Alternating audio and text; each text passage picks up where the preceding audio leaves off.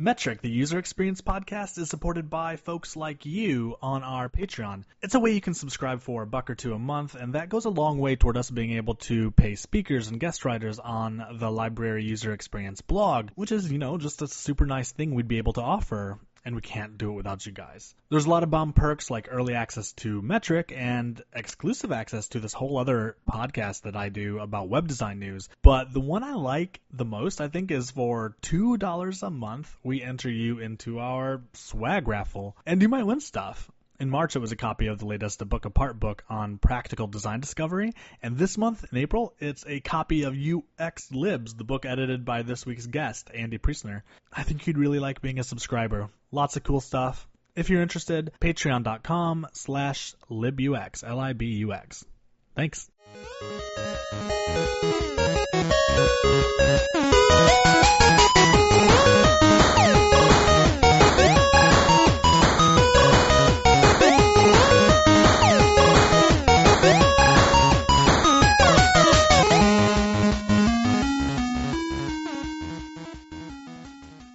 What's up, everybody? It is another episode of Metric, a user experience podcast. I am Michael Schofield, and in this episode, we've got Andy Priestner.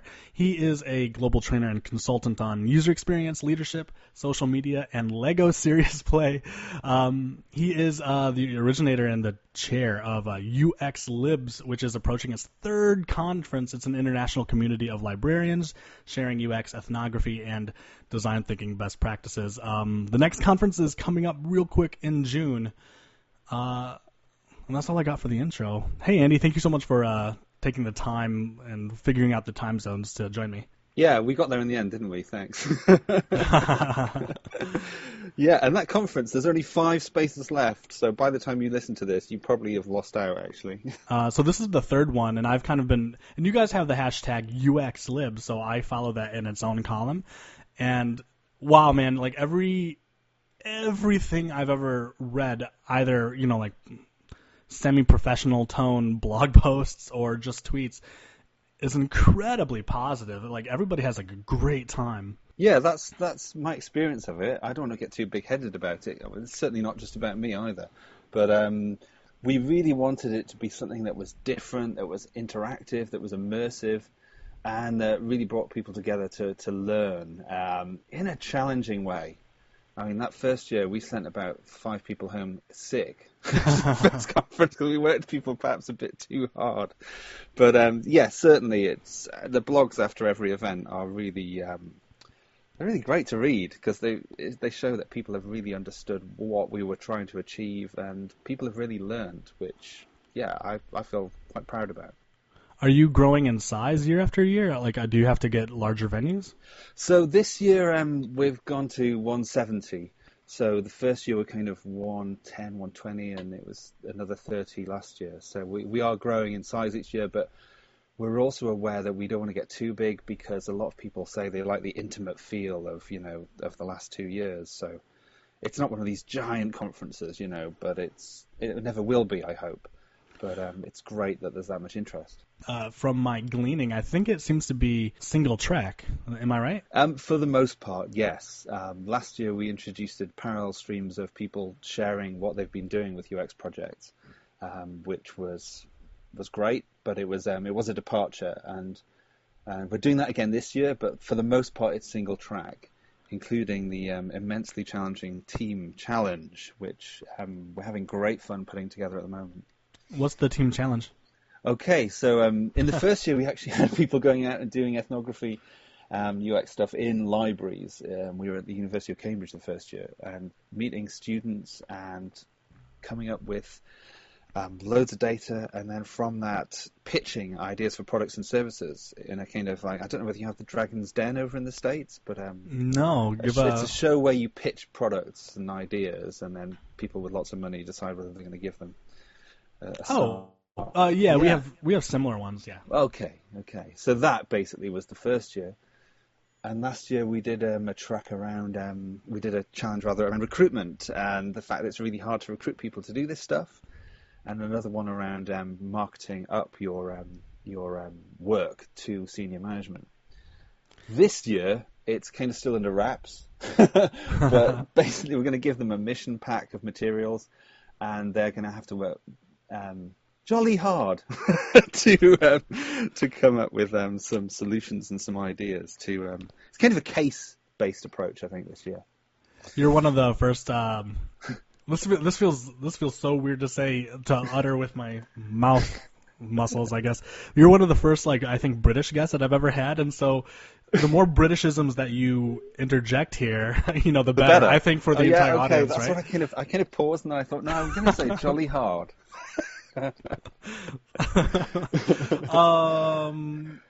So kind of back to the Dragon's Den thing. So when folks go out and they, or at least during that conference, and they were spinning up prototypes and ideas. Yeah.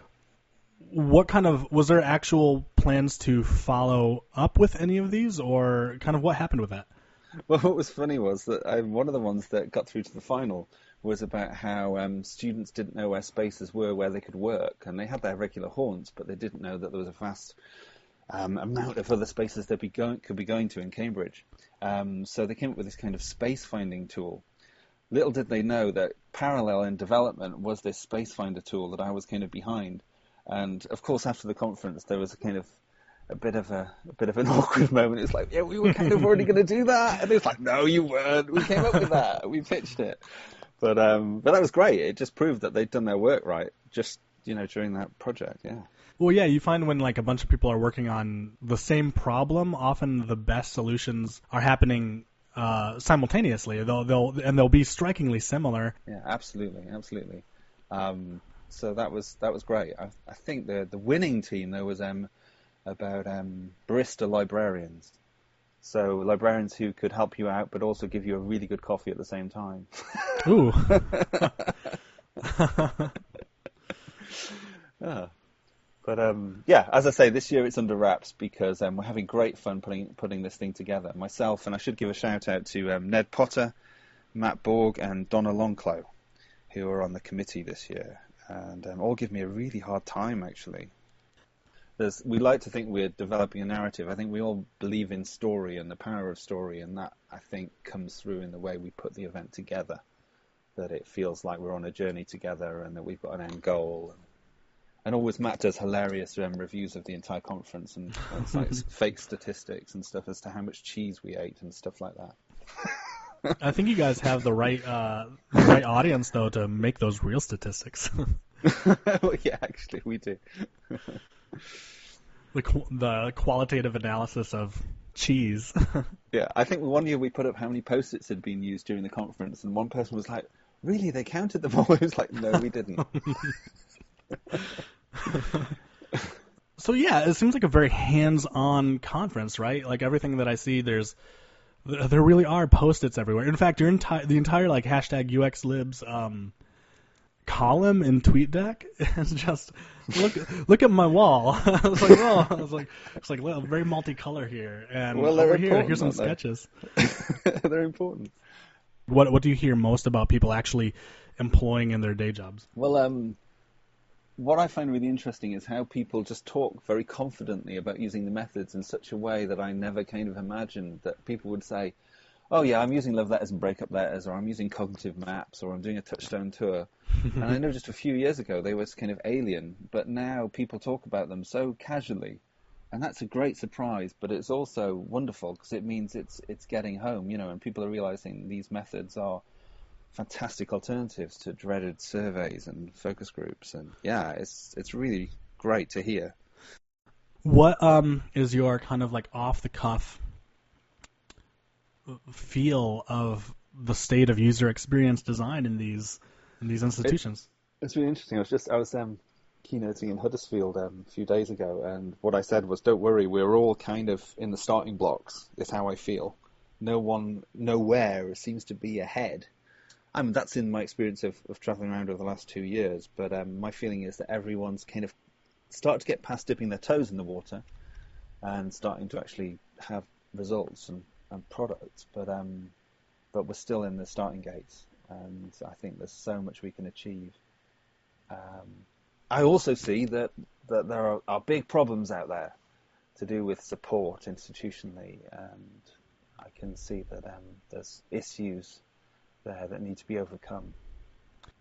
A lot of that has to probably do with sort of the traditionally bureaucratic nature of these, academic institutions, right? I mean, like there's just people in there who are in leadership roles who've been there for 30 years, and this isn't ageism, but it's just they have a way that works for them that they've been using and taught and have taught themselves, that sort of flattening the playing field and responding in a much more flexible way is nouveau. It probably doesn't feel right, especially if you can't tie that to any measurable impact, or you don't know how to tie that. Because I think it's very easy to say, like, hey, boss, let's try such and such usability study and see if we can glean any kind of information about how people use spaces in our system. At administrative levels, you might need to actually tie that to foot traffic usage, kind of the numbers that matter with regard to incoming budget or something like that. And I think I was recently at Cambridge for the last 2 years doing this work, and I resigned in January, which I'm quite open about. And the reason I resigned was because of bureaucratic leadership and people wanting to be able to anticipate what research outcomes would be, and expecting me to be able to detail in full what studies we do as part of a research project when you don't know when you start off. But also this idea of what impact is this going to have. I think we'd gotten really good at coming up with actionable insights and products and services that really worked, and we were really just getting started. But it was just way too threatening for these people. Way too threatening. It just represented too much change and uncertainty. Let's wind back a little bit. So this is the Futurelib project. Yeah. Can you describe Futurelib, sort of like what happened, and then if you're open about it, this, like I said before, this isn't journalism. I'm not trying to get a hot take. But if you wouldn't mind kind of talking about things that led up to your resignation. This is the kind of area where you start to get into like a black box of information. People aren't very happy about talking about it, or they're not happy about talking about salary, which I think is a shame. But as we want to have design thinking be more impactful in business, there is a business aspect to that, and that includes the politics of it. So, yeah, if you don't mind taking us back to Futurelib and just kind of going where you want to go with it. Yeah, sure. The first thing I want to say is that I always hated the name with a passion, because for years, having gone to library conferences, and it was all about the future of libraries, all this crap, and it's always been tedious and irritating to me. You're not a futurist?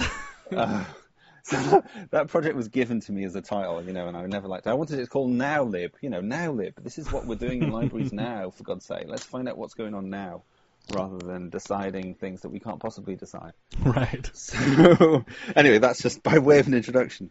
But it was being done very much on a shoestring, and I was doing it as part of my role as head of the business school library in Cambridge.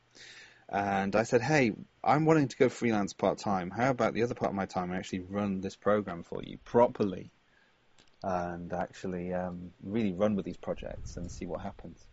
And we were working with a design consultancy called Modern Human, who had done some work previously around design thinking at Cambridge University Library.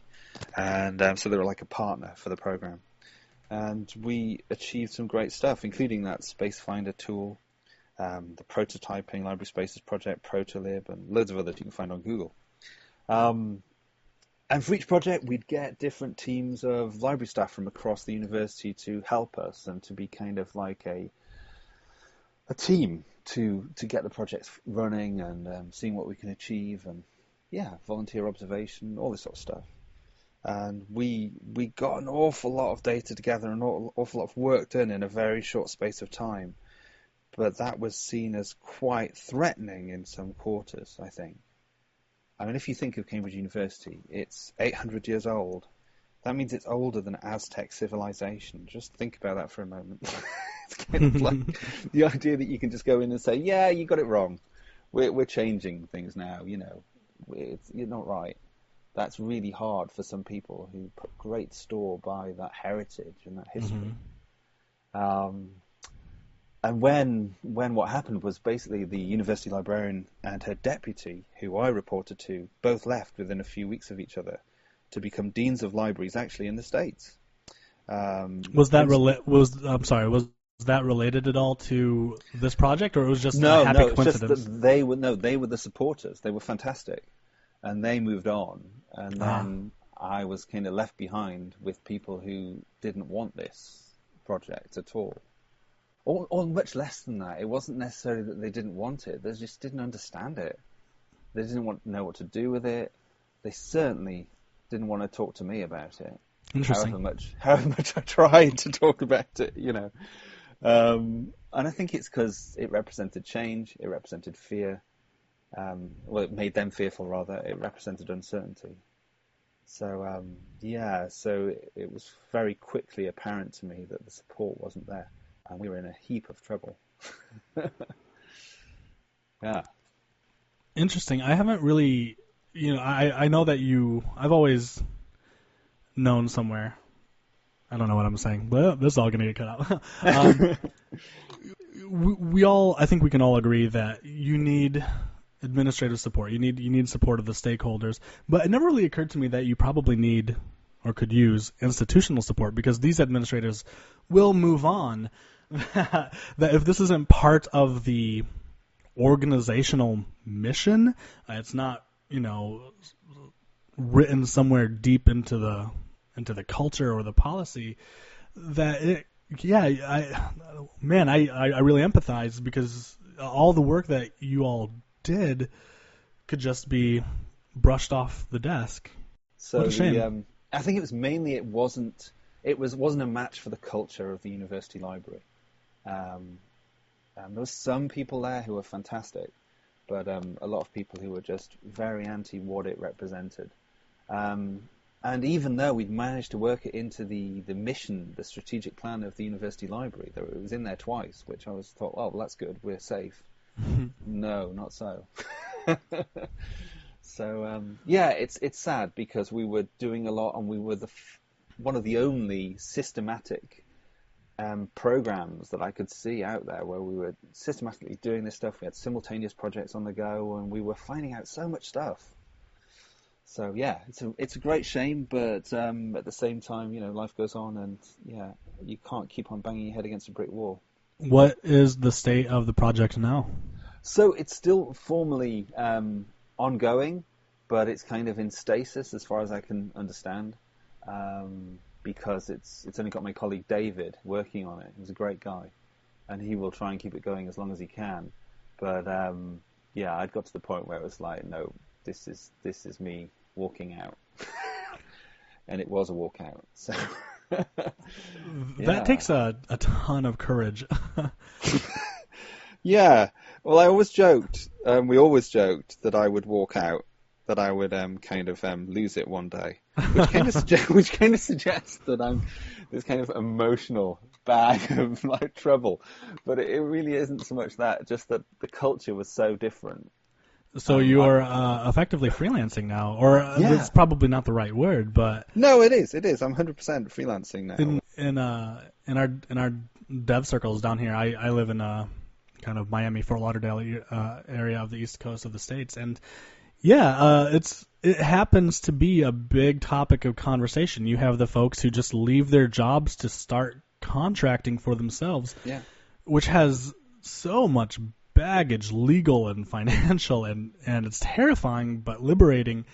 And so when you and I were sort of tweeting back and forth, and you were like, "Oh, I'm not really part of the Futurelib project right now," I was impressed. I was like, "Oh gosh," I feel it deep down, because I've struggled with this. I'm like, "Oh, do I have what it takes to freelance?" I do a lot of freelance, like on the side. I contract a lot because I'm a workaholic and I like what I do, but I don't know if I could leave like the support of the much larger institution or the organization. Yeah, and that's so. What are you doing now?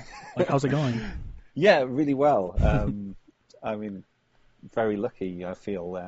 But then I kind of built that up. You make your own luck, don't you, I guess? And I've been doing this work on the side, and that was the agreement from the start with the university library, that I'd carry on where I'd just started freelancing on the side, and they were never very comfortable with it, but I was so out there that this is what I'm doing that was the deal from the very beginning. So that was important. Otherwise, that could have been difficult. But so I built up clients whilst I was there, and so it was just continuing that and growing that. And right now, touch wood, it's going really well.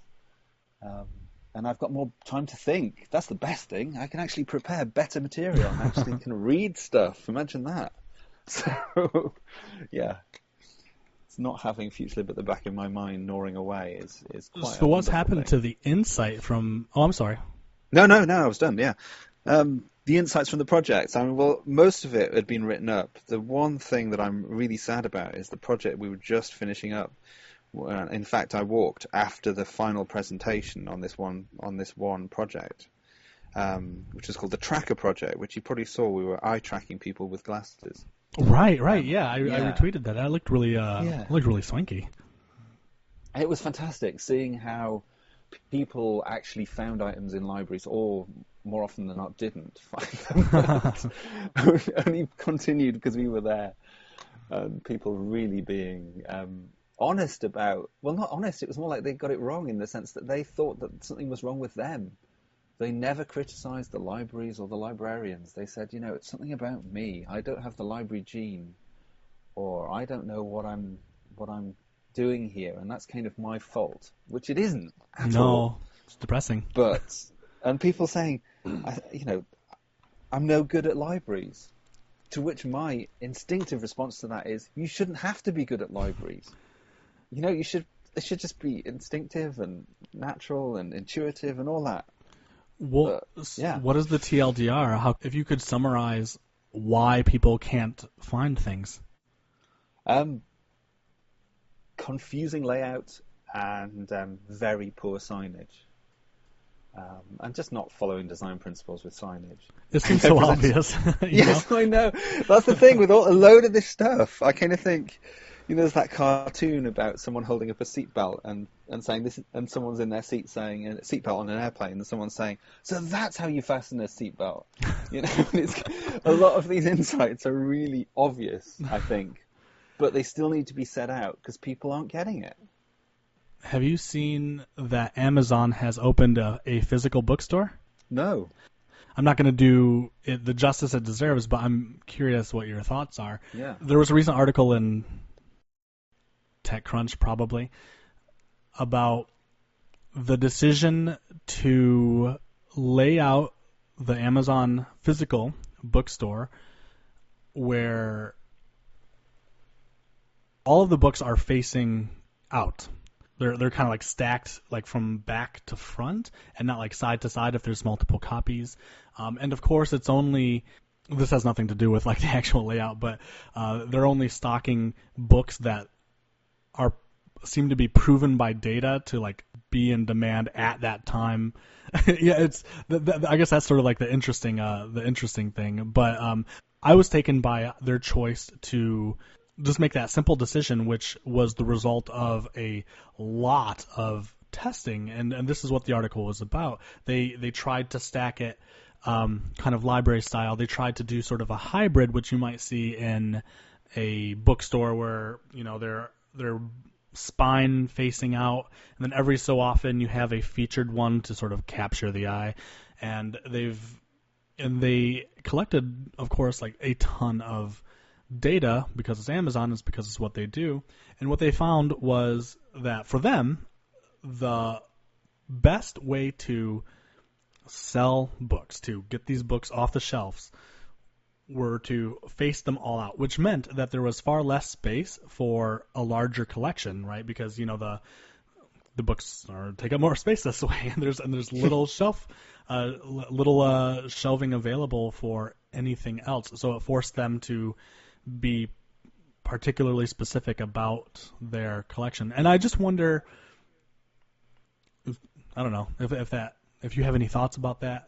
Again, I'm not doing the article justice, but It was interesting. This seems to be a topic that's come up in the past. I don't hear about it so much more, but should the library be organized by Dewey or Library of Congress style? Should it be organized more like a bookstore? And it has pros and cons on either side. Well, it was interesting because certainly a lot of the students in the sciences who we followed around used the libraries they were in like bookstores. So there was more of an argument to do that. So for one, we did a design intervention in the chemistry library where we tried to lay it out more like a bookstore, and we slightly increased their efficacy at locating books, but we realized we actually need to do a massive redesign of the whole library for it to really work. So I'm kind of all for that honesty of the paring down to what's really needed. I think that sounds like a great model, and I don't think there's enough bravery around that in libraries. That's my view. On that note, I think we've monopolized enough of your time. Okay. I would love for you to come back. I'm really interested in picking your brain more about maybe like after UXLibs 3. I'd love to kind of just hear your take. Maybe we could have like a little panel of the folks who were involved on there. Cool, yeah. Because I want to live vicariously. It seems like a great event. I want to hear it. But I was wondering if like in the last like couple minutes of your time, is there anything that you would communicate that's kind of like that's deep down that you feel people should know and take away? Okay, so I think and go. the big thanks for that. I think the big problem is people just don't get design thinking. They don't get minimum viable products. They don't get the iterative prototyping model, and it's just how do we communicate that better? How do we make that more attractive? And how do we prove it more quickly? Because honestly, the barriers I see to that, I mean, if I've got a day with people working on that stuff, they get it. But that's a lot. That's quite an investment from these guys, and it's just like how do we make that message more compelling to a bureaucratic audience, particularly? And what's your answer? Simplicity, pictures. Let's do a storybook. No, I really don't know. There needs to be something that makes it clear what the benefits are, because to me these benefits are so obvious that this passion is going to turn my life around. But for others, it's so hard to break down that wall, and I just don't know whether we can perhaps work together more to break down that wall. But I don't know quite how we do that. But that's got to be on the agenda, because otherwise we're just I don't know, pissing in the dark, for want of a better phrase. That's the title of this episode. Great. Andy Priestner, pissing in the dark. Pissing in the dark with Andy Priestner. Yeah, I like it. For folks who want to actually get in touch with you to maybe work with you and bring you in, how do they get a hold of you? Well, my website's andypriestnertraining.com. My Twitter is andytraining. And I'm also on LinkedIn, which I use a lot. So, yeah. Awesome. Thank you so much for taking the time out of your day. I really appreciate it, and I hope that we can talk again soon. Yeah, so do I. Cheers, Michael. It's been fun.